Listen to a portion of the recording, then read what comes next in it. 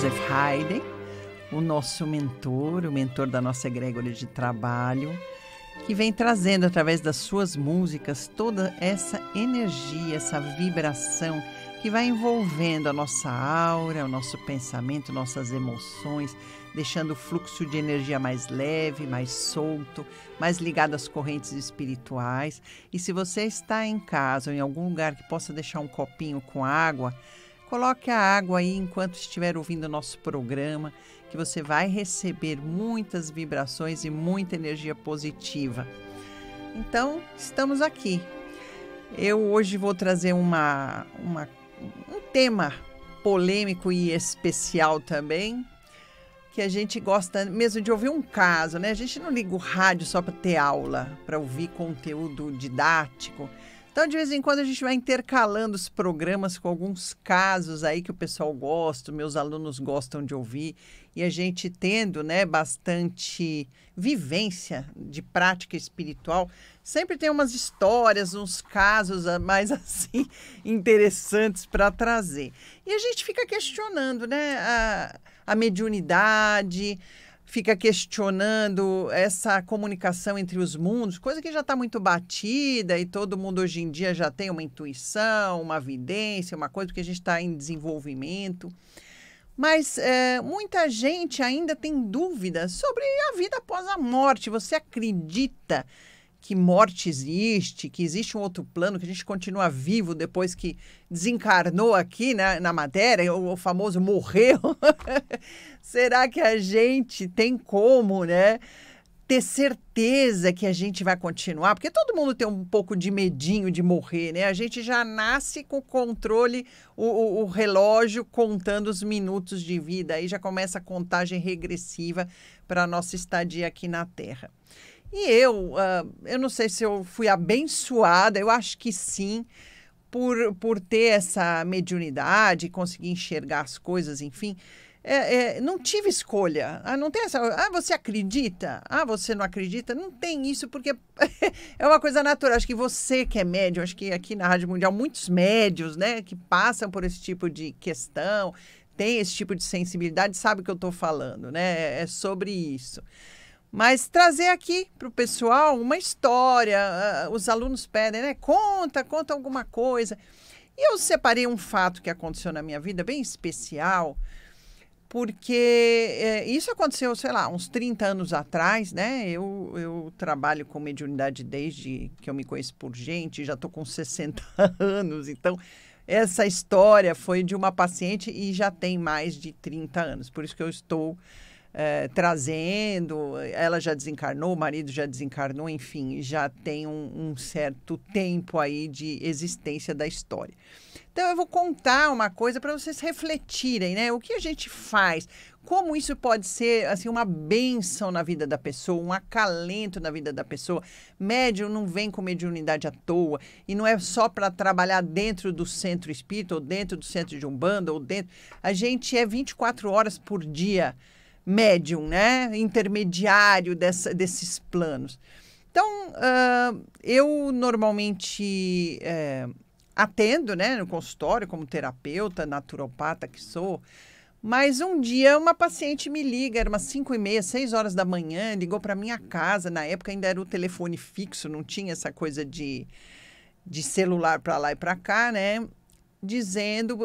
Pedindo, né? Porque a minha casa é como uma casa de parteira. Acontece qualquer coisa, Deus, e a turma liga para pedir socorro. E ela ligou, Deus, e o fulaninho, o marido, né? Caiu, acho que ele tá morto aqui no chão, pelo amor de Deus, o que eu faço? Eu falei, pronto, né?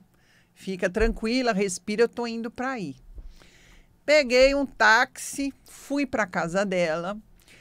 E naquela época não tinha ainda essas informações como a gente tem com rede social, com coisa assim, né? Muita gente com ignorância a respeito dessa parte espiritual ainda. Se você for ver 30, 40 anos atrás, não é... né, esse cardápio que temos hoje aí de buscar informações e livros e internet, em Google, em tudo, não tinha nada disso. Então, muita ignorância ainda a respeito de fenômenos espirituais. Eu cheguei na casa dela, o porteiro do prédio, mais o zelador, tinham colocado o corpo dele no sofá. E ele ficou lá. A família dela era do interior e a gente precisava esperar a família chegar, iria demorar algumas horas. E eu fiquei com ela ali na sala, ele, né, deitado ali no sofá, o corpo dele, porque ele já não estava mais lá, certamente. E aí ficamos assim, ela chorava muito, e na época ele era um fotógrafo famoso, de uma revista aí bem famosa, era uma pessoa conhecida. E ele deitado ali, daqui a pouco, quando eu viro a cabeça, ele está aqui do meu lado. Veio falar comigo. Eu falei, gente, e agora? O que eu vou fazer com esta informação, né? E ela aqui do lado, eu falei, bom, e ele queria dar um recado, estava angustiado. Eu levantei, fui andando um pouquinho ali pela sala, o corredor, para ver se, né, criava uma situação, uma forma mais né, disfarçada, vamos assim dizer, de ter um contato e conversar com ele. Tudo bem que ele fala na nossa cabeça, mas a evidência era tão... Ele plasmou de uma forma tão gritante na minha frente que até eu me assustei, porque ele era recém-desencarnado, tinha acabado de sair do corpo, né? E aí ele veio falar, Deusi, me ajude, eu preciso que você... abra a minha máquina fotográfica, imagina, naquela época não era máquina digital nem nada, né? O filme que está dentro da minha máquina tem a foto que eu quero que seja o cartão de Natal para todos os amigos, todos da família, enfim. A fulaninha, a esposa, né, minha paciente, sabe do que eu estou falando. Por favor, dê esse recado para ela, porque eu preciso que você tire o filme da máquina. E eu falei, bom, né? E agora? Veja a situação, né? A gente sabe, a pessoa chorando, desesperada, acabou de perder o marido. Eu conversando com o marido, com uma notícia importante, porque é um recado importante. Como que você vai dar ou não o recado? Porque eu precisava que ela tirasse o filme da máquina fotográfica. Ele tinha um estúdio dentro do apartamento. A máquina, ele ainda descreveu, a máquina X que está em cima da prateleira tal, tá com o filme XY que nós tiramos a foto nesse final de semana, e essa é a foto importante, papapá. Eu falei, pronto, o que eu vou fazer? Como que eu vou falar isso para ela nessa situação? Dizer que ele está ali do lado falando, né? E eu deixei o tempo passar, esperei a família voltar, e ele ficava andando pelo apartamento, uma coisa aflitiva. E eu pensando, né, me comunicando, pensando, calma, não vou sair daqui sem dar o recado, um pouco de paciência. E aí a família dela chegou, a família, né, foi amparando ela, papapá. Foi organizando, era velório, era documentação, enfim, aqueles trâmites naturais. E eu não pertenço à família, ela me chamou porque ela estava sozinha em São Paulo, realmente, eu sou terapeuta, ela ligou para mim, sabia que eu mexia com essas questões espirituais, mas eu também não fazia parte daquelas pessoas, daquele meio, enfim, uma coisa diferente. Mas aí o tempo foi passando, eu vi que ela já estava mais calma, a família estava lá, já foi dando o tempo suficiente de digerir aquela situação, né? Porque foi um ataque cardíaco fulminante. E aí eu chamei ela no canto, eu falei, olha, não se assuste, mas eu preciso dar um recado para você, enfim.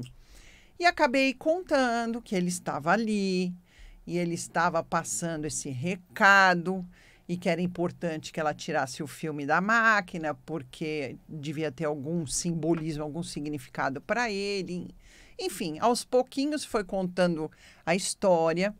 E aí que é o que da história, né? Depois eu conto o final, mas ela imediatamente me abraçou com uma força, porque ela falou, Deus, você acabou de provar para mim que morte não existe. Meu marido está vivo. Esse é o maior consolo que você podia dar para mim no dia de hoje. Ele está aqui, porque realmente nós tiramos as fotos no final de semana. Eu já sei que foto é. É a foto de uma pinha que dá uma vez assim no ano, e é muito raro de você tirar a foto mesmo da flor da pinha. E ele ia fazer, tinha comentado com a esposa, de fazer esses cartões de Natal para distribuir para a família. Ele falou, isso é prova, assim, contundente de que ele está vivo e ele está aqui. Ela abriu um sorrisão e acabou, a morte para ela acabou. Ela tinha certeza absoluta que o marido estava vivo, tinha certeza absoluta de que morte não existe, que ele estava bem e que aí possibilitou a abertura de uma comunicação dela com ele através do meu intermédio. Olha que loucura, né? Numa situação do cotidiano, gente, do dia a dia, né? Não tinha preparo, não tinha reza, não tinha nada. Mas é a mediunidade, a gente está falando sobre isso, né? Então, muitas vezes, a gente está a serviço, e muitas vezes essa comunicação tão ostensiva e clara e real e com, né, certeza absoluta do que é certo, porque a máquina estava lá, exatamente onde ele falou, a câmera tinha fotografado exatamente aquele filme que ele precisava, com aquela finalidade, e eu não tinha como saber disso. Então, é a clareza de falar, bom, eu saí no fim de semana com ele, aí ele morre na madrugada de domingo para segunda. Só eu e ele sabíamos disso. Então, não tinha dúvida, não tinha como falar que aquilo não era uma situação. E, realmente, ela foi lá, tirou o filme da máquina, né? Revelou, eu tenho essa foto, e depois eu mandei enquadrar, né? Porque é um fotógrafo renomado e tudo, mas a foto está no corredor da minha casa, até hoje, né? Foi um evento, assim, muito importante, porque marcou, trouxe para mim a consciência de que, gente, existem, né? A gente está muito assim, acredito, não acredito, tenho essa religião, aquela religião, a gente não está falando sobre isso, né? Eu gosto de trazer a mediunidade muito com embasamento científico, porque assim, nós todos somos médiums. Todo mundo tem uma glândula pineal no centro da cabeça, né? Todo mundo tem uma antena parabólica que vai captar informações, que vai captar outros planos, que vai captar outras dimensões e que a gente, conforme o passar do tempo, está desenvolvendo tudo isso, né? Antigamente, um ou outro tinha isso mais desenvolvido, então, nossa, aquele médio, aquele fenômeno, aquela coisa. No futuro, todo mundo vai estar vendo tudo, ouvindo tudo, sabendo de tudo, intuindo tudo, porque a gente vai acessar esse campo, né? Que a gente sabe que estamos inseridos num campo de informações, um campo energético, um campo que soma todas as informações, porque hoje a gente não fala mais sobre energia, né? A gente fala sobre quantum de informação, não é mais quantum de energia. Então, essas informações, a gente vai ter acesso a tudo isso. Então, conclusão, ela realmente foi lá e aí começou a contar para a família inteira que ele estava lá, que ele estava vivo, que estava conversando comigo. E aí, logicamente, depois, né, de um tempo ele foi embora, sumiu, não tive mais essa conversa, mas foi um momento tão importante para a gente trazer consciência de que basta estarmos abertos, basta estarmos vibrando, né, com o coração aberto, tendo a confiança interna de que esse mundo existe sim, e que está tudo aí, e que morte não existe, que a gente não precisa ter o medo que a gente tem de morrer, né, e viver uma vida numa ansiedade de coisas que a gente não tem o controle, porque isso está na mão de Deus, e a gente ouvir, né, histórias e relatos sobre coisas do nosso cotidiano em que a gente podia trazer uma insegurança, uma tristeza, uma depressão, uma coisa horrível, ou trazer esperança de que falar, nossa, realmente a vida está aí, a gente simplesmente sai de uma dimensão para outra.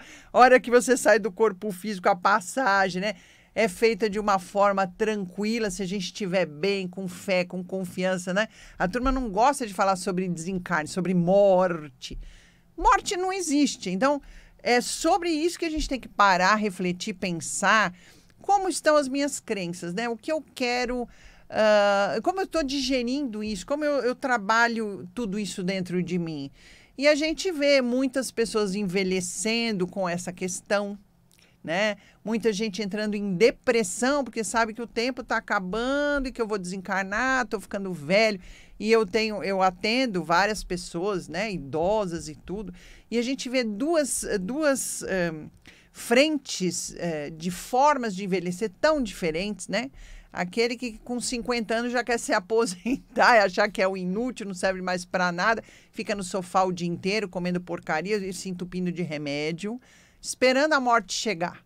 E outros que, pelo contrário, ontem estava na academia, 90% das pessoas que estavam na academia no horário que eu fui, idosos, todos fazendo atividade física, alimentação saudável, indo para lá, para cá, namorando, passeando, viajando. Então, eu acho que a gente tem que parar e pensar sobre isso, entender que o que eu vou levar. Ontem eu estava conversando com um paciente também muito interessante sobre essa coisa do tempo, porque eu atendi essa semana uma moça extremamente ansiosa, 30 e poucos anos, porque ela já devia ter conseguido o auge da carreira, disso, daquilo, um sucesso profissional nisso, naquilo. E eu falo, bom, quem falou, né, no seu mapa está aqui um sucesso, mas não falou com que idade? A gente viu aí, né? Vai ganhar o prêmio do Oscar, vai concorrer. Com que idade Fernanda Torres está conseguindo o auge, o sucesso da carreira dela? Com 60 anos. A mãe, então, mais velha ainda. Então, a gente para e fala, puxa, o sucesso está lá, tá. E se a gente for pensar que, às vezes, o nosso sucesso vai vir só na próxima encarnação, mas que a gente, nessa vida, tem que estudar, trabalhar, fazer tudo que a gente tem que fazer para... Na próxima é o tempo de fazer um sucesso que a gente precisa. A gente precisa começar a tirar essa linha do tempo cartesiana que, né, nos mobiliza a nossa vida, porque, gente, o campo da energia, da espiritualidade não funciona desse jeito. E como a gente muda os parâmetros de referência sobre tudo isso, a gente relaxa, a gente vai ser mais feliz, a gente vai aproveitar o nosso momento presente a cada minuto, a cada acontecimento. Porque às vezes você fala, bom, eu estou me preparando, vou viver o máximo, vou fazer tudo que eu preciso, estudar, porque na outra eu vou vir melhor e vou atingir aquilo que eu quero. E você não sabe quando vai vir. Pode vir nessa vida com 80 anos, com 70 anos, com 50 anos. E pode ser que a gente esteja se preparando para algo depois, ou se preparando para algo do lado de lá que a gente nem conhece. Olha que loucura, né? Olha como a gente tem que abrir mesmo a nossa cabeça e começar a entender o movimento da vida, entender a natureza como funciona, entender esses aspectos todos, que essas crenças limitantes, né? Quando a gente fala de espiritualidade, a gente não pode pôr a nossa espiritualidade numa caixinha de religião. Eu não tenho nada contra religiões, cada um tem a sua a respeito todas, mas eu acho, assim, que a gente tem que trabalhar a espiritualidade como a nossa essência de vida, a nossa consciência presente, aquela centelha de luz que a gente carrega dentro de nós, independentemente de religião. Não é sobre isso que a gente está falando. Crenças e fé e tudo, não é sobre isso. Estou falando sobre energia, sobre mediunidade, que é uma coisa fisiológica, né? A glândula pineal está lá, o processo de captação dessas forças da natureza, dos ciclos circadianos, das informações que vêm de outros planos, das estrelas, seja lá de onde vem, outras dimensões. Isso é fato, isso é ciência, isso está aí para todos nós, né? Até animais têm glândula pineal, até o peixe tem glândula pineal. Então, todos eles são regidos por essa força maior que rege a natureza. E nós somos natureza, a gente não pode esquecer isso. Nós também somos natureza, né? Natureza não é o jardinzinho ou a praia do fim de semana. Nós fazemos parte dessa natureza. Então, é sobre isso. Eu queria trazer um pouco essa historinha, porque a turma adora um caos, né? Adora ouvir uma história. Isso são fatos reais, né? Isso é fato de um cotidiano de um médium, né? E a gente precisa entender que mediunidade não está só dentro de centro ou dentro de trabalho espiritual. Todo mundo sabe, eu trabalho com cirurgia espiritual há mais de 30 anos, então já vi muita coisa acontecer, né? Muita história, muita coisa positivas e negativas, enfim, tem muitos casos para contar. E aí, a turma pedindo, né? Não, conta alguma história, conta algum caso. Eu trouxe hoje para vocês isso, para a gente, pelo menos, parar, pensar e falar, nossa, é mesmo. Quem já vem com a mente aberta, quem já vem com o coração aberto, quem já vem com a mediunidade aí aberta, a gente vai ter esse tipo de coisa no nosso cotidiano, né? A gente vai ter essas manifestações dessa comunicação no nosso cotidiano. Então, não existem nem possibilidades de dúvidas sobre tudo isso. Gente, esse programa está sendo patrocinado pelo Reidrate, né? Que é uma marca de cosméticos que você encontra em todas as lojas da Drogaria São Paulo. E sobre os florais Deus e Luz, que você, né? Que são aqueles florais que reintegram o ser com a natureza. A gente está falando sobre isso. Meus florais trabalham exatamente isso, essa força que você traz, né, da homeostase que a natureza tem da gente se curar. Então, a gente trazendo a natureza, bebendo a natureza, respirando a natureza, estando em contato com a natureza, a gente ganha a força de autocura. E você pode entrar em contato no www.floraisdeuseluz.com.br. É um site que você vai encontrar tudo sobre os florais, para que serve, como funciona, né? Tem lá um cantinho que você põe o sintoma e tem a indicação de floral para você. Vai conhecer. E quem quiser também no @DeusELuzOficial conhecer as coisas sobre os trabalhos do Deus e Luz, sobre o meu trabalho. E, gente, vamos conversar, né? Eu estou aberto. Agora, essa semana, algumas pessoas entraram em contato no @DeuseMantovani. Coloque sua pergunta, coloque sua sugestão de tema para a gente conversar aqui. Coloque, né, dúvidas, questões. Se você quiser bater um papinho comigo, estarei lá, @DeuseMantovani. Segue a gente aqui na Mundial, porque a gente vai poder estar trazendo informações, trazendo essa conversa, né? Mais do que muita informação intelectual, coisas que a gente vivencia mesmo, porque o que a gente tem de mais importante para passar para vocês é a experiência. Né? A informação você tem no Google, tem em livro, tem nesses cursos todos por aí. E a gente aqui está passando o quê? Vida, vivência, dicas do seu cotidiano que vão poder te ajudar a você melhorar. Então, é isso. Eu trago sempre as músicas de Haydn, o mentor, que traz essas influências através da música. Então, põe a mão no coração, fecha os olhos, fique uns minutinhos aí, entrando em contato com isso. Se você colocou sua copinho com água aí na cabeceira da cama, ou aí na mesa do seu lado, beba água, mentalizando tudo de bom, todas as coisas positivas que você quer para o seu dia, para a sua semana. E segue a gente aqui. Estarei aguardando. @DeuseMantovani. Boa semana para vocês.